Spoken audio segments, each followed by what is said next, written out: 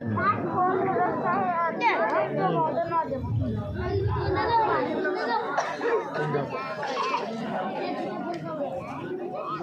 और आले नबी के बारगाहे आने के बाद शहादत हासिल कीजिए। अल्लाहुम्मा सल्ली अला सलातो व सलाम अलैका या रसूलल्लाह।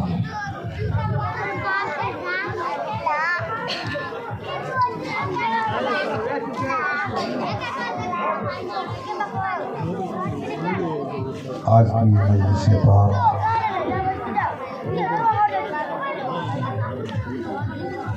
इस मुनासबत से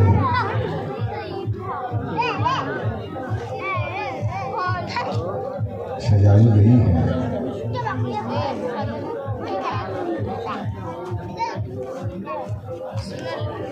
उसका लिहाज करते हुए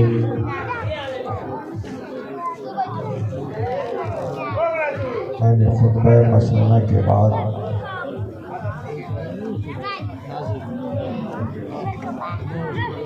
कुरान करीम की उस आयत करीमा को बयान का मौजू बनाया है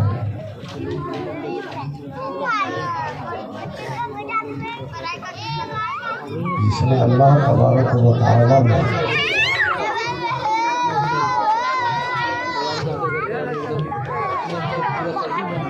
क़यामत तक के सारे मोमिनीन को, ईमान वालों को इस्लाम के शाये राबत में रहकर जिंदगी गुजारने वालों को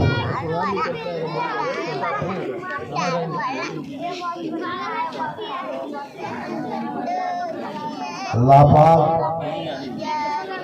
रसूल पाक, कुरान पाक, अलगरज दीन पाक के मानने वालों को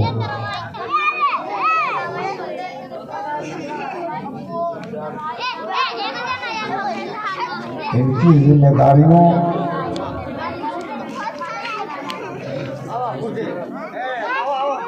और फ़राइज़ से आगाह करते हुए इरशाद फरमा रहा है, या अय्युहल्लज़ीना आमनू क़ू अन्फुसकुम व अहलीकुम नारा। ईमान वालों,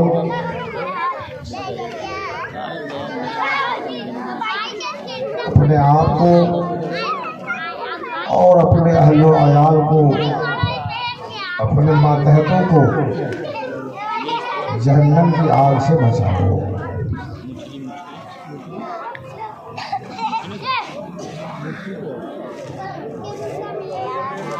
मुफस्सिरीन किराम का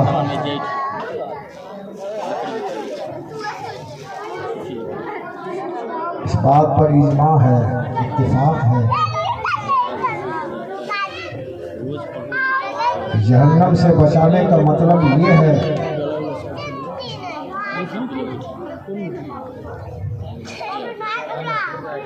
जितने अवामिर हैं, जिन बातों के करने का हुक्म दिया गया है, जिस पर वो बात, वो चीज फर्ज है तो उसका अदा करना फर्ज है, वाजिब है तो उसका अदा करना वाजिब है, सुन्नत है तो उसका अदा करना सुन्नत है, मुस्तहब और नफल है तो उसका अदा करना मुस्तहब और नफल है। अवामिर को बजाना है,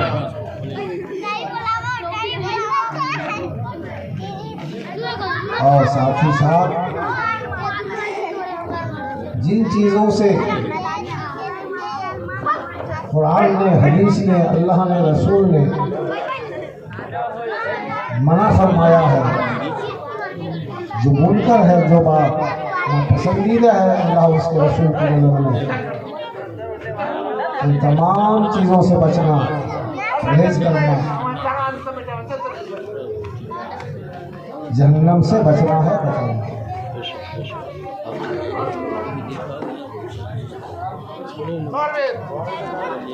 अब जो उसमें हराम है, कुछ मकरूह तहरीमी है, कुछ मकरूह तंज़ीही है, कुछ जायज है लेकिन करना बेहतर नहीं है। और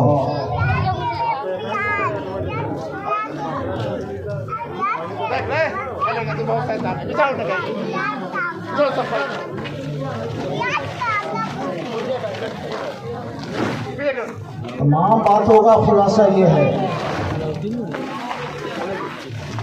अल्लाह के अहकाम हाँ वो करने के अहकाम हो या न करने के अहकाम हो, हमारे पूरे वजूद से ताल्लुक रखते हैं।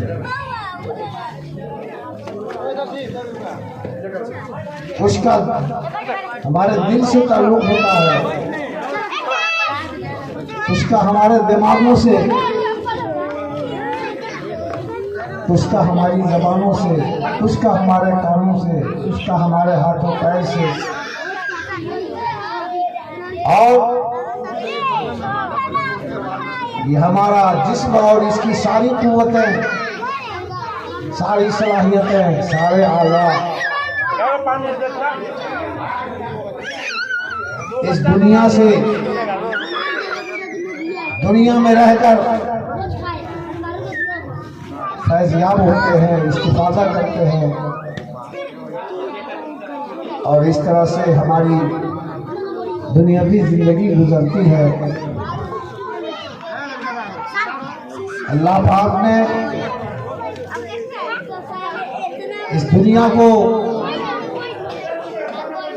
इंसानों के लिए बनाया है, इंसान को दुनिया के लिए नहीं बनाया। हम नहीं थे, पानी था, हवा थी, जमीन थी, आसमान था, पेड़ पौधे थे, जानवर थे। ये सब कुछ अल्लाह ने पहले हमसे पहले बना डाला, हमारे दुनिया में आने से पहले अल्लाह ने बना डाला। और साइंसी रिसर्च के मुताबिक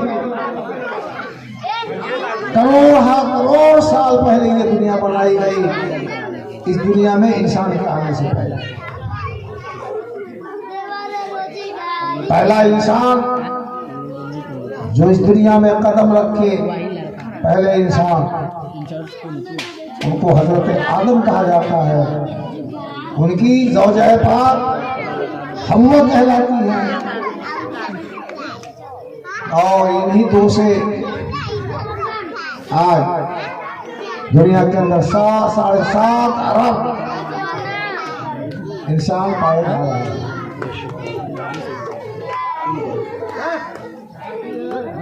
हम नहीं रहे, दुनिया का कुछ नहीं बिगड़ेगा।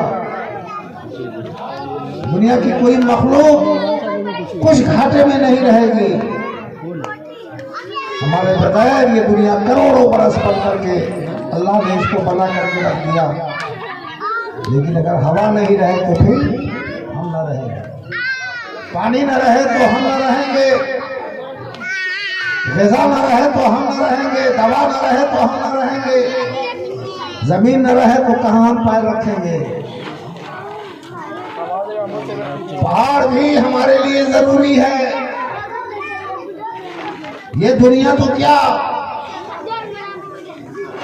बल्कि वो जो दुनिया है जहाँ चांद है, जहाँ सूरज है, जहाँ सितारे की बज़्म सजी हुई है,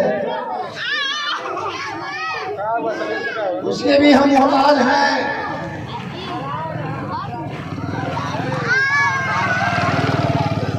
और फिर हम अल्लाह की उस मखलूक के भी मोहताज हैं जो हमें नजर नहीं आती। हमारी माँ के पेट में फरिश्ते हमारी तस्वीर बनाते हैं। हमारी रूह फरिश्तों के जरिए से जिस्म में आती है। और फरिश्तों के जरिए से हमारी हिफाजत भी होती है, हर इंसान की हिफाजत होती है। मोमिन हो या काफिर हो, परहेजगार हो या गद्दार हो, बदकार हो, अमीर हो या गरीब हो, पढ़ा लिखा हो या जाहिल हो,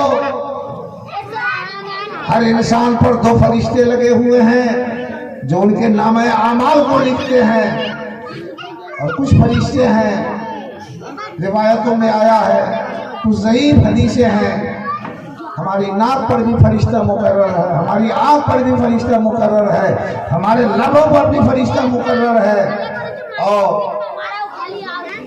हमारे कानों पे भी फरिश्ता मुकर्रर है। 5 फरिश्तों के मुकर्रर होने की हदीसें तो हमारे सामने हैं। हो सकता है हदीसों के ज़ख़ीरे में और भी हदीस निकले। इन फरिश्तों को हफाजा कहा जाता है, बॉडी गार्ड्स, हिफाजती फरिश्ते जो हर इंसान पर मुकर्रर है।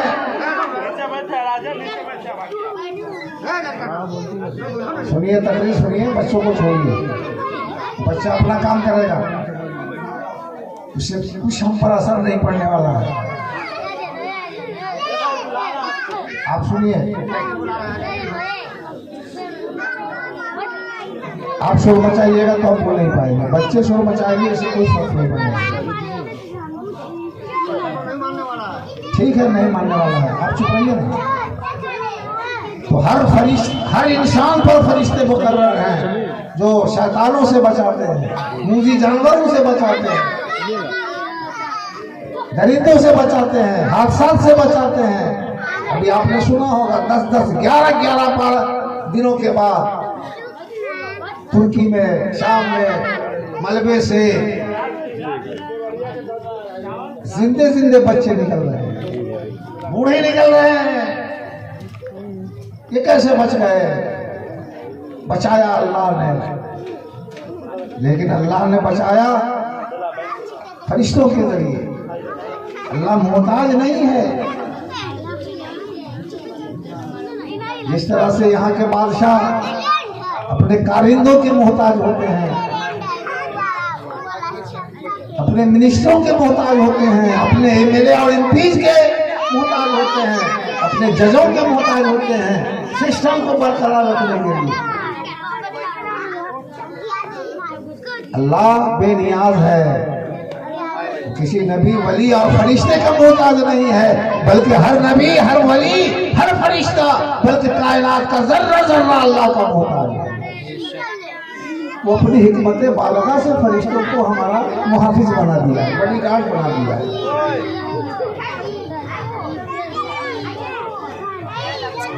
तो सबकी हिफाजतें होती हैं फरिश्तों के जरिए से, और भी हिफाजत के बहुत सारे सामान हैं। आप मकान बनाते हैं, ये भी तो आपकी हिफाजती का सामान है। सर्दी गर्मी से बचने के लिए लिबास पहनते हैं, खाते हैं, पीते हैं, और मकान, लिबास, सवारी, ग़िज़ा और दवा के लिए न जाने इंसान कितने हुनरों, इल्मों, कामों को बरूए काल लाता है। तब जाकर हमारी जरूरतें पूरी होती हैं, हमारी जिंदगी की गाड़ियां चलती हैं, हमारी सांसें चलती हैं। वो जाके किसी न किसी तरह से हम अल्लाह की इस मालूम दुनिया को या गैर मालूम दुनिया को, और फिर आपस में एक दूसरे के इल्म हुनर को, सलाहियतों को, कामों को अपने मुफाद में लेते हैं, तब जाकर हमारी जिंदगी गुजरती है। कोई एक इंसान ऐसा नहीं है जो सिर्फ लिबास का मसला अपनी सलाहियत से हल कर ले। ये जो हमारे बदन पे कपड़े हैं, इन कपड़ों के बनाने में इतने हाथ हैं जिन हाथों को आप गिन नहीं सकते।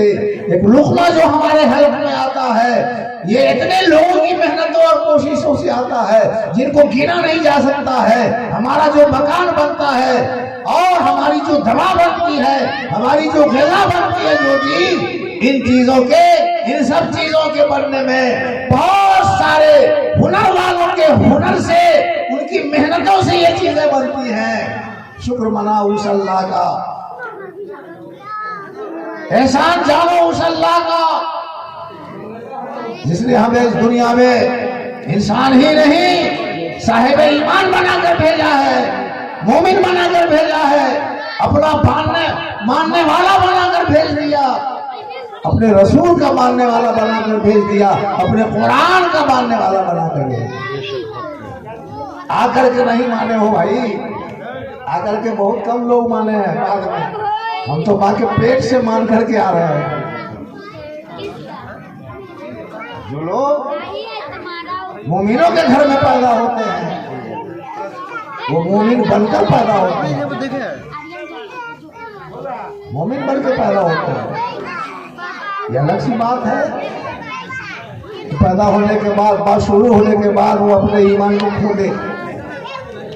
हर बच्चा फितरत इस्लाम में पैदा होता है। काफिर का बच्चा भी फितरत इस्लाम में पैदा होता है। जैसा माहौल मिलता है, उस माहौल में वो ढल करके उस माहौल के मजहब को कबूल कर लेता है। इसलिए हर बच्चा फितरत में पैदा होता है, फितरत इस्लाम पर। हर इंसान की रूह अल्लाह को रब मान चुकी है। अलस्तु बिरब्बिकुम कालू बला। जब अल्लाह ने सारे इंसानों से की रूहों से पूछा, क्या मैं तुम्हारा रब नहीं हूँ, तो सारी रूहों ने कहा कि अल्लाह तो हमारा रब है। ये अलग सी बात है कि जब वो रूह जिस्म में गई और जिस्म बाशऊर हुआ, तो जिस माहौल को देखा, उस माहौल में ढल करके उस माहौल को, मजहब को कबूल कर। तो अल्लाह के इस एहसान को याद रखा जाए। उसने हमें इंसान ही नहीं बनाया, हमारे लिए सिर्फ जहान ही को नहीं बनाया, बल्कि मोमिन के घर में पैदा करके हमें साहिब ईमान भी उसने बनाया, साहिब ईमान बना दिया। ये वो नेमत है ईमान की, ये वो जिस्म और जान की नेमत है, और ये जहान की नेमत। तीन नेमतें हमारे सामने हैं, गौर कीजिएगा। सीधे हम कहेंगे मस्जिद की तरफ चलो, आप कभी नहीं आएंगे, मैं जानता हूं।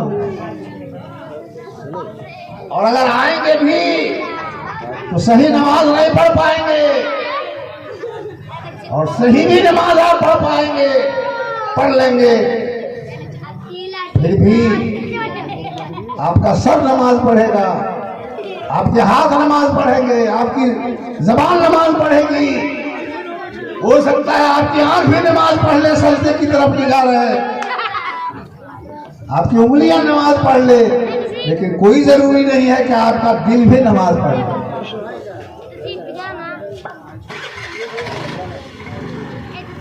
ज़बान सुभान रब्बियल अज़ीम पढ़ती है नमाज में, और दिल कहीं और होता है। तो अपने पूरे वजूद से नमाजी बनना, हमारा जाहिर भी नमाजी हो, हमारा बातिन भी नमाजी हो। हम अपने पूरे वजूद और पूरी हस्ती से अल्लाह के सामने एक बंदा की हैसियत से, और अल्लाह को अपने दिलो दिमाग में अल्लाह की शान सिफत को हाजिर रखते हुए, अल्लाह अकबर कहते हुए कि अल्लाह सबसे बड़ा है, खड़े हो जाए और अदब का इजहार करें, फिर रुकू करके और ज्यादा अदब का एहतराम का इजहार करें, और सजदे में जाकर इंतहाई ताज़ीम का इजहार कर ले अपने पूरे वजूद के साथ। तो ये असल नमाज है जो अल्लाह वालों की नमाज होती है। उनके सदक़े में हम लोग की जो नकली नमाज है, जो हम नकल करते हैं, अल्लाह कबूल करता है। एक अल्लाह का वली ही अंदर और बाहर से नमाजी होता है, बाकी जो लोग होते हैं ऊपर के नमाजी होते हैं, अंदर के नमाजी नहीं होते। ये ऊपर का भी नमाजी कोई हो जाए तो ये भी गनीमत है। अल्लाह उन बुजुर्गों के सदक़े में हमारी इस इबादत को, जो ज़ाहिरी तौर पर हम तंग करते हैं। खैर ऐसे आप नमाज नहीं पढ़िएगा, ऐसे आप रोजे नहीं रखिएगा, ऐसे हलाल और हराम की तमीज आप नहीं कीजिएगा, ऐसे आप पाबंदे शरअ नहीं होइएगा जब तक कि इस बात को नहीं समझिएगा कि हमारा बनाने वाला कौन है, इस दुनिया में हमें भेजने वाला कौन है, ये दुनिया किसकी बनाई हुई है, और दुनिया की नेमतों से जो फायदा उठा रहे हैं किसकी बनाई हुई ये नेमतें हैं, ये दिल, ये दिमाग, ये हाथों पैर, ये ज़ाहिर व बातिन हमारा किसका बनाया हुआ है।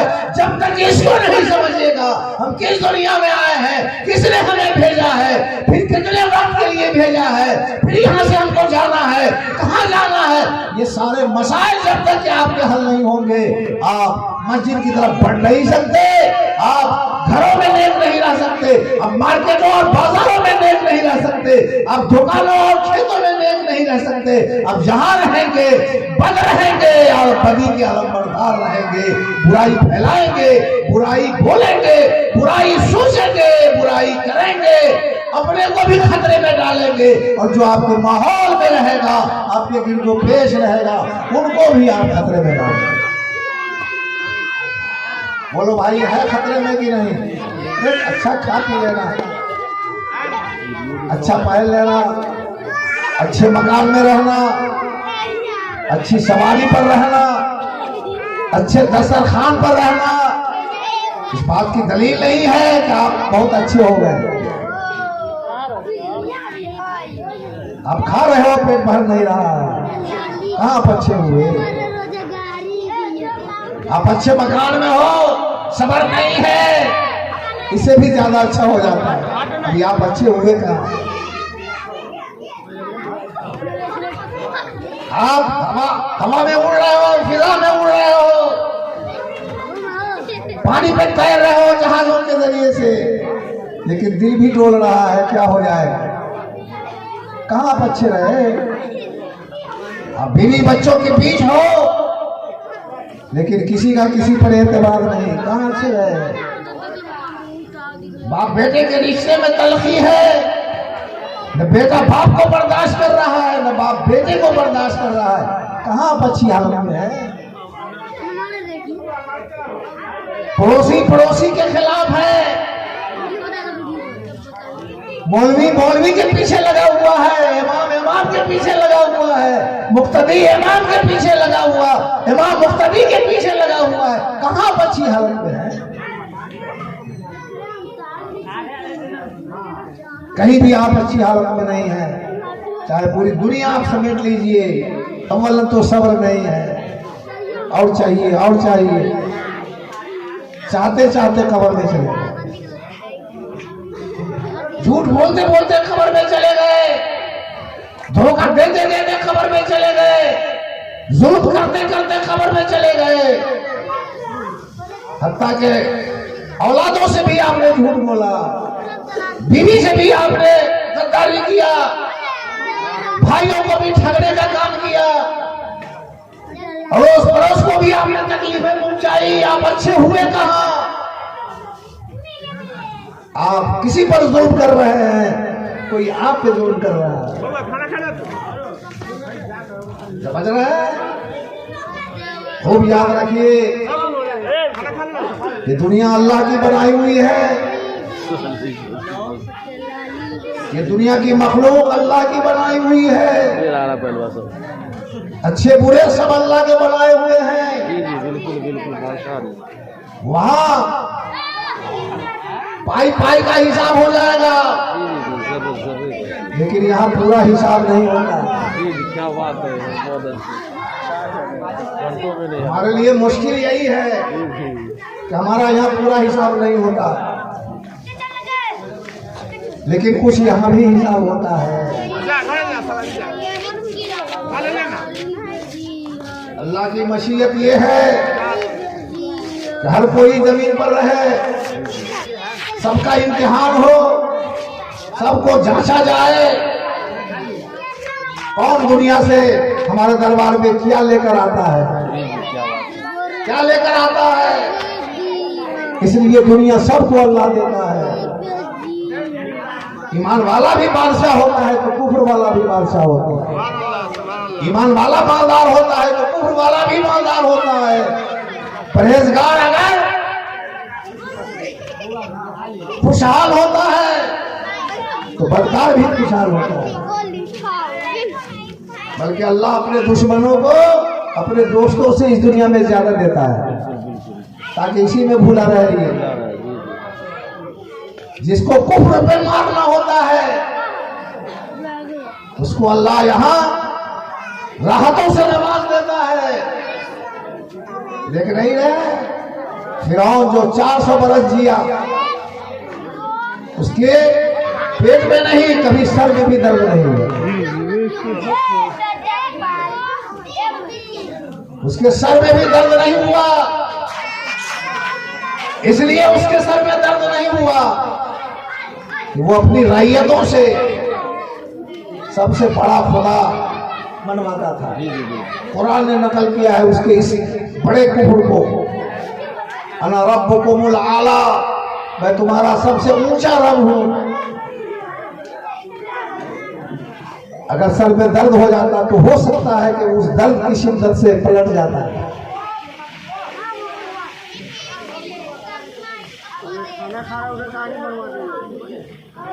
बस हो गया, ऐसा मत कीजिएगा, इसकी कोई जरूरत नहीं। क्या कीजिएगा, जहाँ जरूरत है वहाँ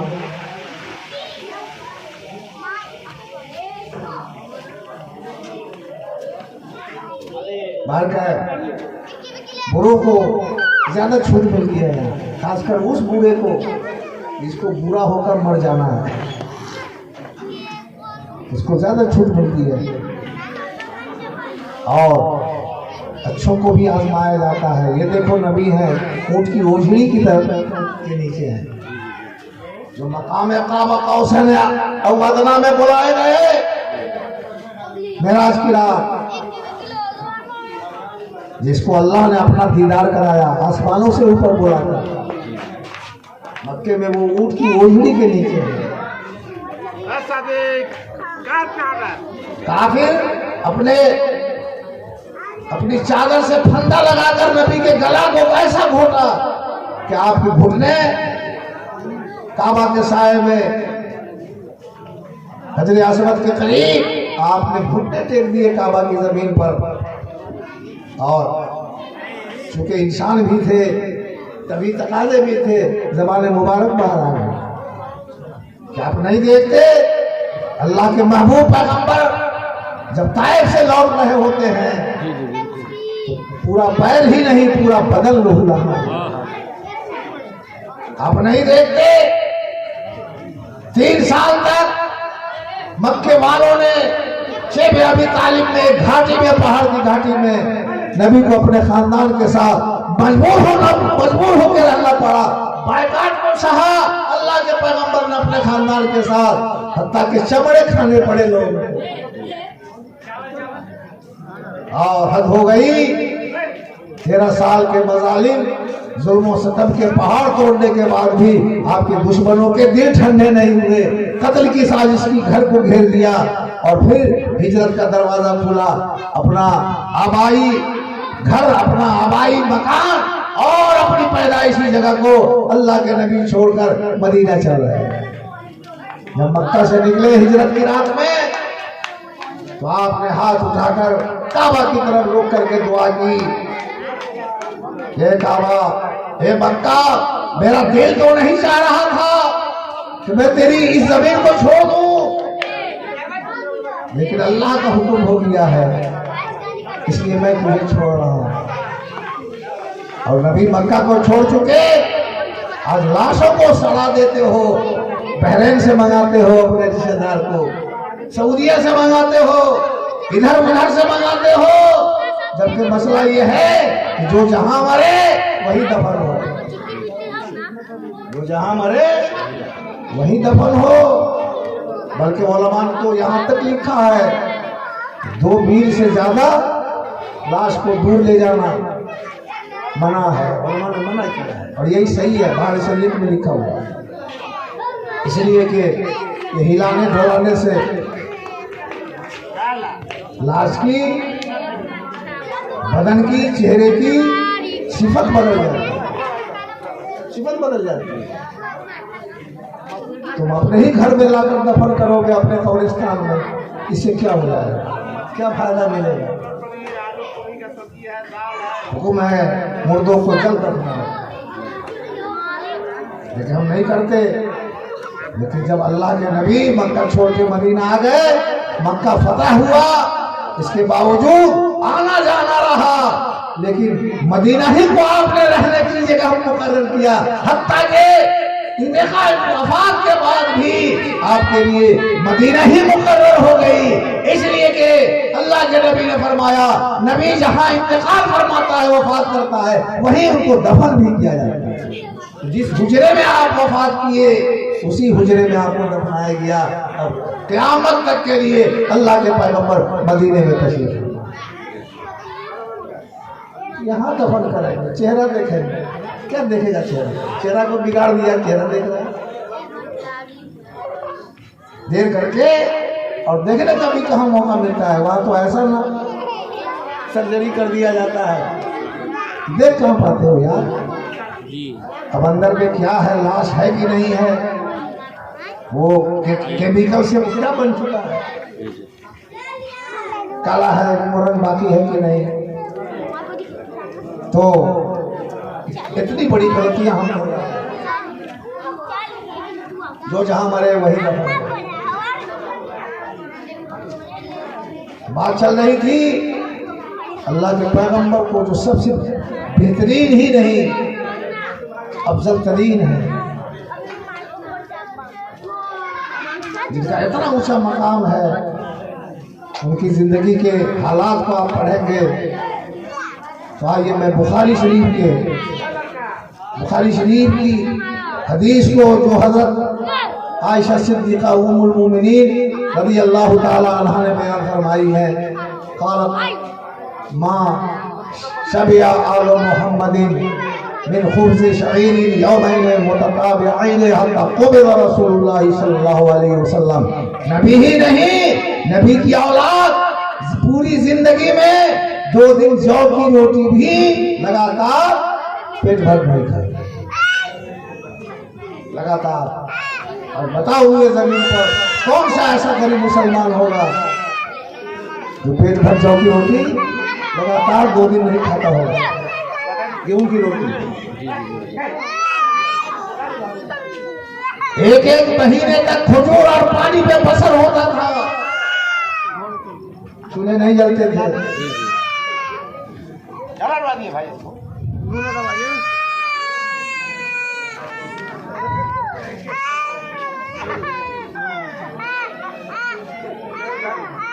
आला हजरत फरमाते हैं, कुछ जहां मिल्क और जौ की रोटी बिना उस शकम की कनात पे लागू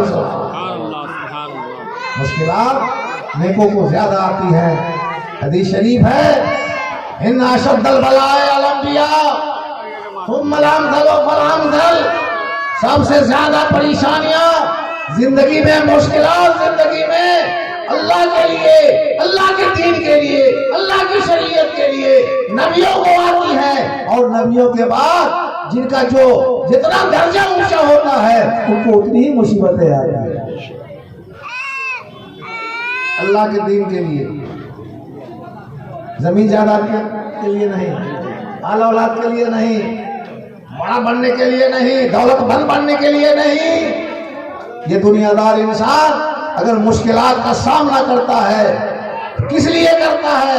ताकि हम जमींदार हो जाएं, ताकि हम बैंक बैलेंस वाले हो जाएं, ताकि हम ओहदेदार हो जाएं, ताकि हम इज्जतदार हो जाएं, हमारा मकान अच्छा हो जाएगा तो हमारी इज्जत बढ़ जाएगी, हमारा दस्तरखान अच्छा हो जाएगा तो हमारी इज्जत बढ़ जाएगी, हमारी सवारी अच्छी हो जाएगी तो हमारी इज्जत बढ़ जाएगी। आज का इंसान, चाहे वो कोई भी इंसान हो जो दुनियादार है, वो मुसीबत अगर झेलता है तो दुनिया के लिए झेलता है, दीन के लिए कितने लोग हैं, लेकिन गिनती में उंगली पे भी गिनने के लायक नहीं है। अब बता दो दीन के लिए मुसीबत झेलने वाला कौन है?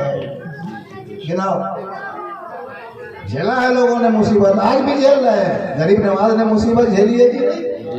महबूब इलाही ने परेशानियां उठाई है कि नहीं? साबिर कलियारी ने चुनौतियां कबूल की है कि नहीं की है? हमारे बुजुर्गान दीन ने, जिन्होंने हमारे बाप दादाओं को कलमा इस्लाम पढ़ाया, न किसी को उन्होंने गाली दी, न किसी को अदावत की नजर से देखा, न किसी के खिलाफ कुछ सोचा, न कभी किसी के खिलाफ कुछ बोला। इसके बावजूद इन बुजुर्गों को लोगों ने सताया, अपनों ने भी सताया, गैरों ने भी सताया। क्या समझते हो कि हम लोग की तरफ से उन बुजुर्गों के लिए नारे लगते थे, अच्छे नजराने पेश होते थे, दीन की बात करते थे तो अच्छे खाने पेश होते थे। गरीब नवाजी को देखो कितना सताया गया, सारे बुजुर्गों को लोगों ने सताया है। क्या बादशाह आ गई हिंदुस्तान में तो बुजुर्गान दीन नहीं सताए गए, तब भी सताए गए। मौलवियों ने तो ज्यादा सताया, जाहिरी मौलवियों ने, अरब से, मिस्र से, शाम से, अफगानिस्तान से, इराक से जाहिरी मौलवी लोग आए, हिंदुस्तान में इस्लाम फैल गया। बुजुर्गों के फैलाई हुई जमीन पर आए और बड़ा बनने की कोशिश किए, लेकिन उस जमाने के लोगों ने घास नहीं दिया, लगाया इन मौलवियों को, इज्जत नहीं की। जो मौलवी आए अरब से, अजम से, चूंकि इन बुजुर्गों के पढ़ाए हुए बनाए हुए मुसलमान थे, बुजुर्गों के अलावा इन मौलवियों को घास नहीं लगाया। तो क्या किया इन लोगों ने, बादशाहों के कान में फूकना शुरू किया। देखिए नहीं, ये लोग कुछ करते नहीं, भाई रखो, डिस्टर्ब मत करो। हाँ रखिए, दिक्कत हो रही है भाई, दिक्कत हो रही है, रखिए ना, बाद में करिएगा, क्या करिएगा। बुजुर्गों की चुगलियां खाई गई। और ये हमारे अल्लाह वाले, आज ऐसा थोड़ा ही है जब कोई नेता चला जाता है ना, कहीं जैसा भी हो, जानी हो, बदकार हो, लुटेरा हो, चोर हो, उसको पगड़ी बांधी जाती है मजार की, पगड़ी बांधी जाती है कि नहीं, और आप उसका सपोर्ट करते हो। काहेला? ताकि सज्जादा साहब माल उतारे उनसे, मुसीबत और परेशानी में ये काम आएंगे।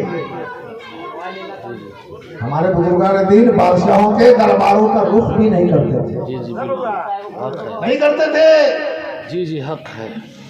6 बादशाहों के जमाने को पाया है हजरत निजामुद्दीन औलिया ने, लेकिन कभी किसी बादशाह के दरबार में नहीं गए। एक बार जबरदस्ती उनको लाया गया, इसलिए कि वो कव्वाली सुना करते थे, सेवा सुना करते थे, मजलिसे सेवा कायम करते थे। उलमा ने कहा ये लोग तो नाचते गाते हैं, इसलिए ये लोग बिदअती हैं, बिदअत का काम करते हैं, लिहाजा इनसे पूछा जाए। इसका जवाब देने के लिए हजरत निजामुद्दीन औलिया को बादशाह के दरबार में जाना, वरना कभी नहीं गए। हमारा कोई बुजुर्ग बादशाहों के दरबार में जाकर नजराना नहीं लिया है, जिन्होंने इस्लाम फैलाया है, जिन्होंने हमारे बाप दादाओं को कलमा पढ़ा के दाखिल इस्लाम किया। लेकिन आज क्या हो रहा है, आप मुरीद हो ना, पैसा नहीं है, सलाम का जवाब भी सही नहीं है। अब पैसा वाला मुरीद है, नाश्ता लाओ, चाय लाओ, और आप की ज़कात को भी लूट लिया जाता है, फितरा को भी लूट लिया जाता है, और चादर पोशी का तो ऐसा मिजाज दिया गया है कि अब आप पीरों की आमदनी तो बढ़ा देते हो, लेकिन जिस चादर पर कुरान की आयतें लिखी होती है उसकी तौहीन भी करते हो। बेला वजू छूते हो उस चादर, कुरान का छूना बेला वजू, एक आयत का क्या, एक लफ्ज का भी छूना अगर आयत से जुड़ा हुआ है, एक हर्फ का भी छूना अगर आयत से जुड़ा हुआ है तो हराम है। हमने देखा है, अब तो आम लोगों की खबर पे भी, अभी 1 महीना पहले एक नमाज जनाजा हमने पढ़ाई, आम लोगों की खबर पर भी लोग आयतुल कुर्सी लिखी हुई चादर डाल दिए। बेटों ने बाप के जो नमाज भी नहीं पढ़ता था, और उस चादर पर उड़ने के लिए, उड़ने से बचने के लिए ढेला रख दिया। सुभान अल्लाह, तो वास्ता कुरान जिस पर लिखा हुआ उस पर ढेला, कुरान किताब पर तो हदीस नहीं रखी जा सकती है, हराम है। कुरान सबसे ऊपर रहेगा, अब वहां पर ढेला रख दिया। बाद में गए तो बहुत लास्ट में जाते हैं, क्योंकि फातिहा पढ़नी होती है ना, देखा करें ढेला बिगड़े हम उठाओ चादर, सुंदर के सर पे चमेली करते, बुजुर्गों के लिए ये चादर है, वलियों के लिए, इसको तुम आम कर दोगे, जुज़दान कुरान पे लगेगा, किसी और किताब पे नहीं लगेगा। है कि नहीं, ताकि समझा जाए कि ये कुरान है। बाहर का है,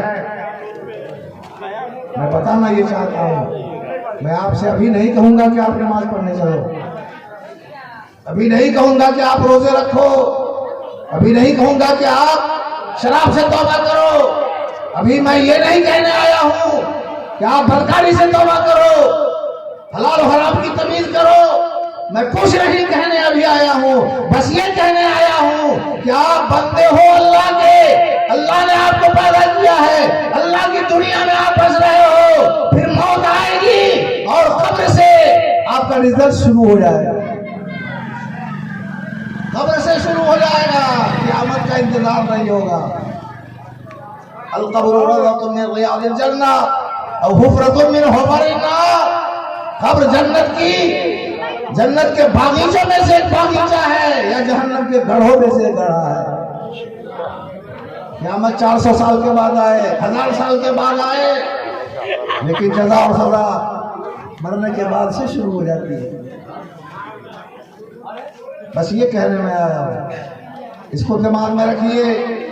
जब तक कि ये नहीं दिमाग में रहेगा, अगर आप किसी के बुलाए से जबरदस्ती ले आए से नमाज भी पढ़ोगे तो कभी भी ऐसी नमाज नहीं पढ़ पाओगे जो नमाज का अल्लाह की बारगाह में मकबूल हो, और जो नमाज इस शान की हो, इन्ना सलात तन्हा अनिल फ़हशाइ वल मुनकर, नमाज बेहयाई से रोकती है, नमाज बुराई से रोकती है। एक बार सारी बुराई से नहीं रोकती है, लेकिन धीरे धीरे सारी बुराई से नमाज रोक देती है। धीरे धीरे का मतलब समझ रहा है? कोई शराबी है, जुआरी है, बदकार है, जालिम है, झूठा है, फरेबी है, धोखेबाज है, हरामखोर है, लेकिन जब वो नमाज शुरू करेगा ना, कम से कम हफ्ता दिन भी पढ़ेगा तो एक बुराई को जरूर छोड़ेगा, अगर सही नमाज पढ़ेगा। इस तरह से अगर एक महीने में 4 हफ्ते का महीना होता है ना, 4 बुराई गई तो 12 महीने में 48 बुराइयां उसकी जिंदगी से दूर हो जाएगी। एक साल में वो साफ हो जाएगा, ज्यादा से ज्यादा। और साफ होने वाला तो महीने में भी साफ हो सकता है।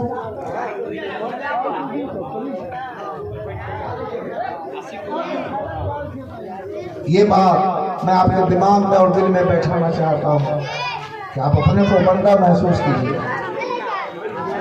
महसूस कीजिए। मानते तो हैं कि हम बंदा है, लेकिन महसूस नहीं करते। मान लेना और है, महसूस करना और। बंदा सभी मानते हैं अपने आप को, सब अल्लाह के बंदे हैं, अल्लाह की बनाई हुई दुनिया में है। मौत भी होगी, कब्र का अजाब सवाब सब सुन रखे हैं आप, लेकिन आपका यकीन इतना कमजोर है, इतना कमजोर है कि आप इस बात को महसूस ही नहीं कर पाए। कोई गरीब ये जान ले कि हम गरीब हैं, लेकिन अपनी गरीबी को महसूस नहीं करे, कभी वो खुशहाल नहीं होगा नहीं खुशहाल। जिस दिन उसको महसूस हो जाए कि हम गरीब हैं, गरीबी को महसूस कर लेगा, वो मेहनत करना शुरू कर देगा। मालदार नहीं होगा तो क्या, कम से कम खुशहाल तो हो जाएगा। इन लोगों की नस्लें भीख मांगती हुई आई हैं।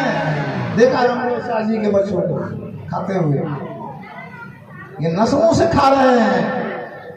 जिसने महसूस नहीं किया आज भी उसकी नस्लें खा रही है, जिसने महसूस कर लिया वो खाना भी छोड़ दिया, आज उसकी जमीन पर शानदार मकान नजर आ रही है, उसके बच्चे मोटरसाइकिल से घूम रहे हैं, हत्ता के 4 चक्के भी उसके दरवाजे पे लगे। खुद हमारी दारा पट्टी की बात है भाई। जो नहीं महसूस किया आज भी खाने वाला फकीर बना हुआ है। खाने वाला, खिलाने वाला फकीर और होता है, खाने वाला फकीर और होता है। खुद ही न बेच गरीबी में नाम पैदा है। मेरा तरीक अमीरी नहीं फकीरी है। जो अल्लाह का फकीर होता है वो खाता भी है, खिलाता भी है, और जो बनने का फकीर होता है वो हमेशा चाहता ही रहता है, और ये फकीरी उसकी नस्लों में पर मुसल्लत हो जाती है।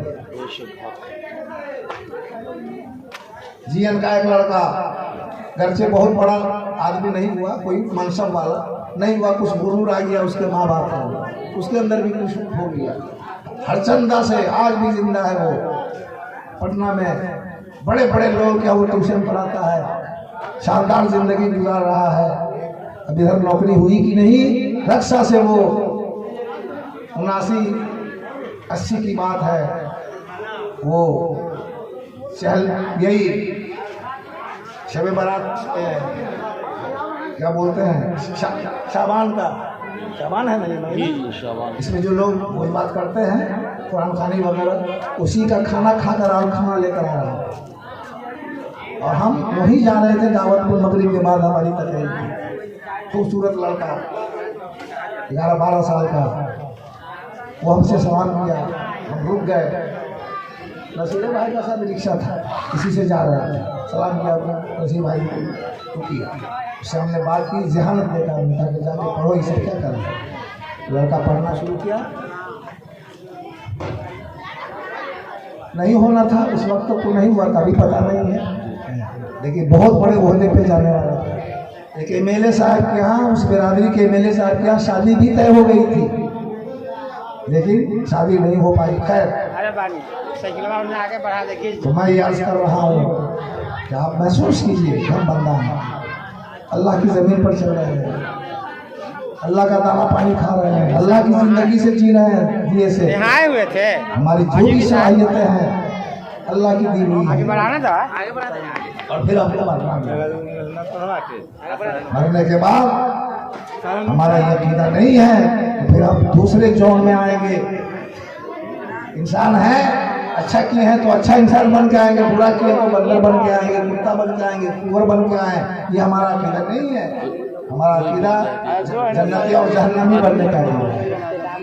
हमारा अकीदा ये नहीं है कि कोई क़यामत नहीं है, क़यामत है भी तो कोई जन्नत नहीं है, जहन्नम नहीं है, कोई हिसाब किताब नहीं है, ये भी हमारा अकीदा नहीं है।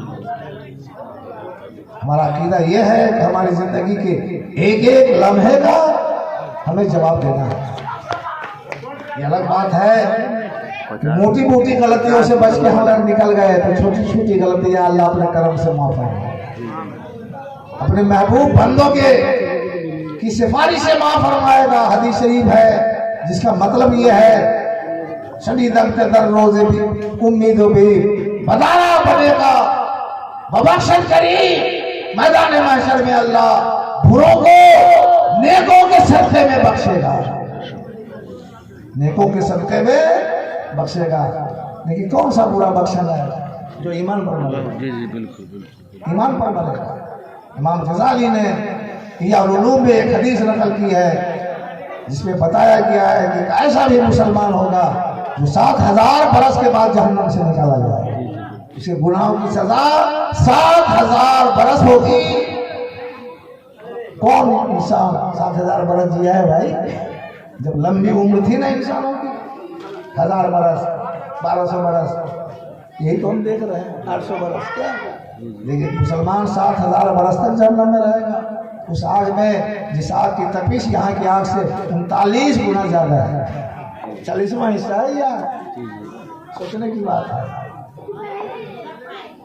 वो भी बख्शा जाएगा तो अल्लाह के नबी हदीस शफाअत देखो 3 बार आप सजदा रेज़ होंगे अल्लाह की बारगाह में अपने उन मुसलमान उम्मतियों के लिए जो जहन्नम में होंगे, बख्शाइश की फरमाइश करेंगे। अल्लाह पाक फरमाएगा ये फरासा का मोहम्मद सर उठाओ, कुल तुता बोलो तुम्हारी बात कबूल की जाएगी, इस बात को शफा सिफारिश करो तुम्हारी सिफारिश कबूल की जाएगी। हुक्म होगा कि एक खेप जहन्नमी का निकाल लो, चुनांचे एक खेप मुसलमानों की जहन्नम से निकलेगी।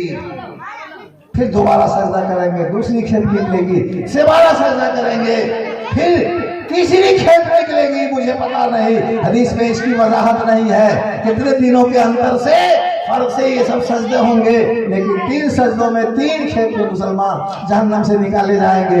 फिर भी कुछ लोग बच जाएंगे तो अल्लाह पाक फरमाएगा कि मैं इसको ऐसे ही निकाल लेता हूँ।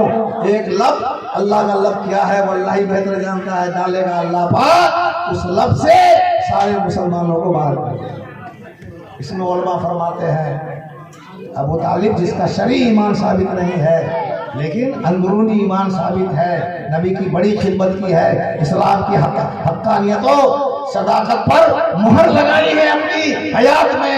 हो सकता है कि उस वक्त में अबू तालिब भी आ गया या वो काफिर आ जाएं जिन्होंने अपने ईमान का इजहार दुनिया में नहीं किया किसी डर से किसी वजह से, लेकिन दिल में ईमान रहा है, ऐसे काफिर भी उस लप में आ जाए और जहन्नम से आजाद हो जाए, गुनाहों की वजह से वो जहन्नम में जाए। बस यही कहने हम आए हैं, ईमान वालों, या अय्युहल्लज़ीना आमनू कू अनफुसकुम, ऐ ईमान वालों अपने आप को जहन्नम से बचाओ। कू अनफुसकुम वाहलिकुम नारा, और अपनी बीवी बच्चों को भाई और पर कंट्रोल नहीं है। अभी तो बड़ा बुरा हाल है मुस्लिम समाज का, अब तो बहुत कम शौहर हैं जो बीवी पर हावी है। मौलाना मौलवी भी सरेंडर बोलते हैं बीवी के साथ, वो भी खुश नहीं है। आम लोगों की बात हम क्या करें, जब बीवी सर चढ़ाने की नहीं है, और वजह रोका हुआ जैसा मर्द निगरा है औरतों पर, हाकिम है। बीवी की जहाँ हुकूमत चलेगी वहाँ तो और किसी शैतान के आने की जरूरत नहीं है, उसकी हुकूमत ही शैतान की बहुत जबरदस्त नुमाइंदगी करेगी। है बीवी के अपने हुकूक हैं, मर्द के अपने हुकूक हैं। बीवी बच्चों को तो कम से कम जहन्नम से बचा सकते हो, और कोई माने न माने, बच्चे तो आपके मानेंगे, बीवी आपकी मानेंगी, पूरी किफालत करते हैं आप, दिन रात पसीने बहाते हैं, लेकिन हराम का खाएंगे, हराम का खिलाएंगे बच्चों को, तो खुद आप सुधरेंगे नहीं, आप बच्चों को और बीवी को क्या सुधारेंगे। रिस्क पाक करो, और जब रिस्क पाक होगा ना, रोजी पाक होगी, तो आपके मामला भी साफ हो जाएंगे, आप झूठ भी नहीं बोलेंगे, गिबत भी नहीं करेंगे, चुगली भी नहीं करेंगे। समझ गए, ये हराम रोजी सब गुनाह करा रही है। इसी के लिए लोग एक दूसरे की तहकीर भी करते हैं, तकब्बुर भी करते हैं। हलाल रोजी कमाने वाला मुतकब्बिर नहीं होगा, हलाल रोजी कमाने वाला उसको ग़ीबत की ज़रूरत ही नहीं पड़ेगी, उसको फरेब की ज़रूरत ही नहीं पड़ेगी। इस तरह से बहुत सारे गुनाहों से आप बच जाएंगे, और आप ये भी कोशिश करेंगे भाई हलाल कमा रहे हैं हम तो कम कमाएंगे, हराम वालों से तो हमारी रोजी कम होगी, तो इसमें बरकत आनी चाहिए। तो इस बरकत को लाने के लिए आप नमाज भी पढ़ेंगे, रोजे भी रखेंगे, अल्लाह ने साहिब ने साफ कर दिया तो ज़कात भी अदा करेंगे, और अगर उससे भी ज़्यादा मालदार कर दिया तो हज भी अदा हो जाएगा। समझ गए, सुधरने का ये चैनल है, इसको कबूल कीजिए। पहले एहसास कीजिए कि अब बंदा है, अगर हम जन्नती नहीं हो सके तो जहन्नमी हो जाएगा। जहन्नम से बचना हमारी पहली जिम्मेदारी है, और अल्लाह ने ये जमीन, हवा, पानी, ये पेड़ पौधे, ये फल फ्रूट, ये आसमान, ये चांद और सितारे इसीलिए बनाए हैं, और दुनिया में हमें भेजा है कि इन नेमतों को पाकर तुम जन्नती बनो या जहन्नमी बनो। इसीलिए अल्लाह ने बनाया है। अल्लाह तबारक व तआला हमें समझ अता फरमाए। अल्लाह से दुआ है, दिलों को मरकज़े मेहर व वफा कर, हरीम किब्रिया से आशना कर, यानी अल्लाह से हमारा रिश्ता सही और सालिम और मजबूत हो जाए, हम अल्लाह के वफादार बन जाए। दिलों को मरकज़े मेहर व वफा कर, हरीम किब्रिया से आशना कर। या अल्लाह, या रहमान, या रहीम, जिसे नाले जमी बख्शी है तूने, यानी थोड़ी रोजी बख्शी है, उसे बाज़ुए हैदर दिया।